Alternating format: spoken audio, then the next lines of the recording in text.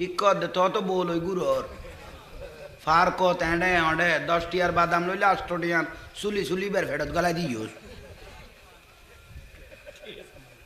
ঠিক নিয়ে ঠিক হইলে ধন্যবাদ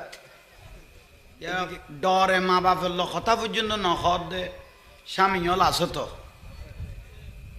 আছে না কেন কথা বলবেন 20 লাখ টিয়া কামিন 25 লাখ টাকা কামিন ঠিক ন বউ কদিন দিত নলরিস